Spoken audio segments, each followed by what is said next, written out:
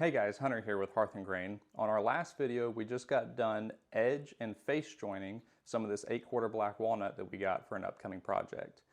And whenever we're reviewing some of the quality of our work and everything, the face joining turned out really well. Whenever I'm laying a 4-foot level across that, I'm not really seeing a lot of daylight coming in underneath that, so that's well within the tolerances that we need for this project. But whenever we're looking at our edge joining, I'm not too happy with the outcome of that. Whenever I'm butting just two boards against each other, there's a fairly significant gap that I won't be able to squeeze out with our parallel clamps, and whenever you add more boards, that issue is just going to get compounded. So let me show you guys what we're working with. So as you guys can see, we've got both boards here butted up against each other, and they're as tight as they can get to one another without adding any kind of clamps. And there's a fairly significant gap here in the middle. Whenever I use my calipers, I'm reading about 0.08 of an inch, so just under 1/10 of an inch, and that's way too much of a gap for just two boards together. Maybe if we had a lot of boards getting ready for a panel glue up and there was a total of a little under 1/10 of an inch in the gap between all of the boards together, we could maybe squeeze that out with the parallel clamps, but that's just not the case. So it seems like with our benchtop joiner setup, whenever we were running these boards through, right before they would intersect with the support, they were dipping in the middle and the cutter head was eating into that, hence this wide gap. Because you might be able to see a little bit of it right here, but if you can look all the way across the board, it looks almost like a longbow. It's just sitting there and eating into it just a little bit. But whenever you're dealing with boards that are a little over 7 feet long, that little bit of an error is really magnified by the length of the board. And whenever we were looking at investing in maybe a more professional joiner setup to try to get some better results, that's just outside the budget right now. However, after doing some more research, I was able to find something that we think is going to be able to fix this problem for us. So after doing some research on places like YouTube, Reddit, and some other woodworking forums, I discovered that this is a very common issue that people are running into. And I knew that this tool existed, but I just didn't know that I'd be getting into it this quickly. So a lot of people will use track saws to solve this edge joining issue. After doing a lot of research, I landed on the Milwaukee track saw. It had a lot of excellent and great reviews. Really the only battery competitor to it that I've seen that's more of a budget-friendly option would be the Makita, and I'm not in the Makita lineup or anything. Being in the States, it's not as popular. Milwaukee is usually what a lot of us run over here in the States, and I'm already in the Milwaukee lineup, so I didn't have to buy any new batteries. I just needed to buy the saw and the track, so we'll see how it works out for us. So I've just added the track for the track saw to ride along on this board. I'm really trying to make sure that I'm not taking off more material than I need to.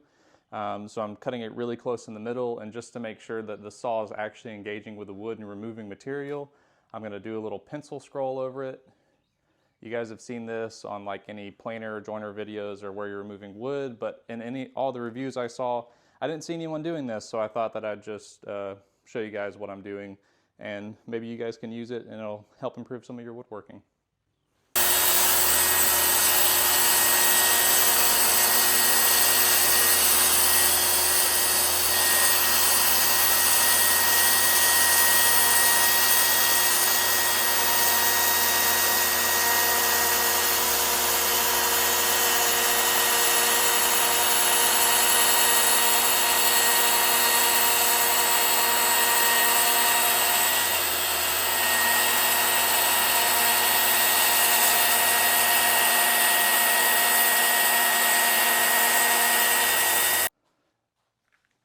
So after taking our first pass with a track saw, I'm very, very pleased with how it turned out overall. But as you can see, there's a little bit of chatter here. And honestly, this saw came with a finishing blade, which is a higher tooth blade, which is good for cross-cutting, but not as good for ripping. I should be having a blade getting delivered today that I'll swap out on the saw and just show you guys what different results that you're getting, because after a lot of research and stuff, I wasn't really able to find someone that explicitly stated buy this ripping blade for the Milwaukee track saw. So after doing some research, I landed on one that I think is going to work pretty great for it. I'm going to lose a little bit of depth cut with it because it's only a 160 millimeter blade versus a 6.5 inch blade, but we'll see how it works out. But for some of this chatter, I'm just going to take some 150 grain sandpaper and just smooth it out some.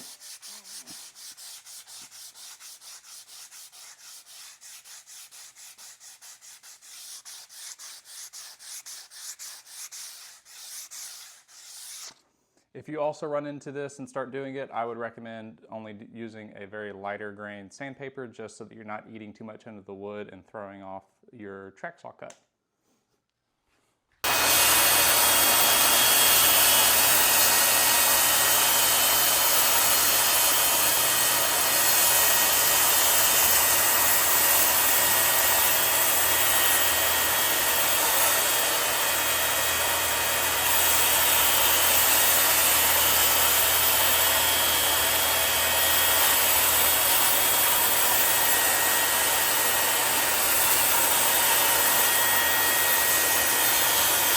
So as you guys can see, after edge joining both of these boards, we have a much tighter seam. This is going to look great in glue up, I think.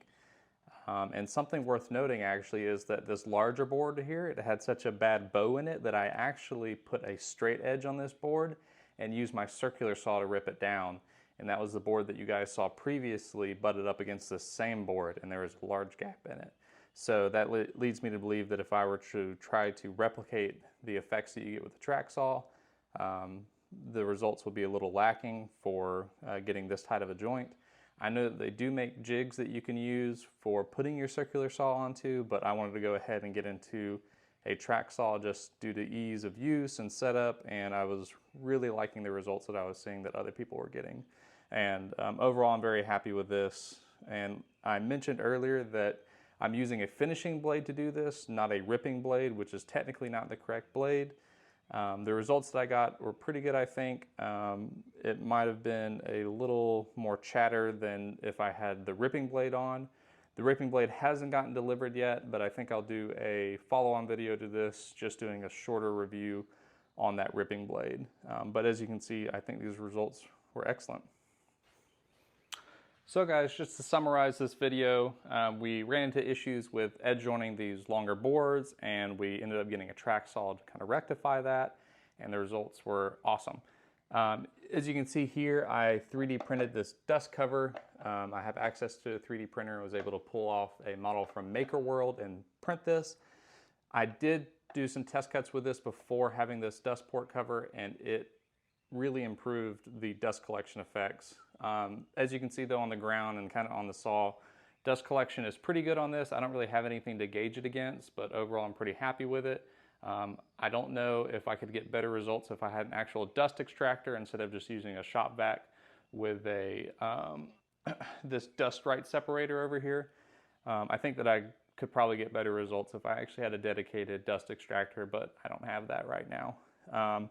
Also worth noting is that I was using a 5 amp hour battery. Most of the time I was seeing folks running a 6 amp hour or 8 amp hour battery. I only have a 5 amp hour battery, but in the future I'd like to get some bigger batteries, and I think that'd really help the power on this saw. If I were taking more cuts that were actually engaging the full width of the blade, I think that the 5 amp hour battery wouldn't be able to take a full 2-inch depth of cut. I was able to take a full 2-inch depth of cut, but that's because I was only engaging a portion of the blade, so there wasn't as much load on the blade that this motor was having to drive. In the future though, if I'm doing any kind of cross-cutting or ripping down longer boards to like rip them down the middle or something like that, I would definitely need to get a more powerful battery. Or I could do incremental cutting. I've seen where people do that. I don't know if that would leave as fine of a finish as I was wanting, but I'll try that later in the future and just see what kind of results we got. But anyways, I hope you guys enjoyed, and I'll catch you on the next one.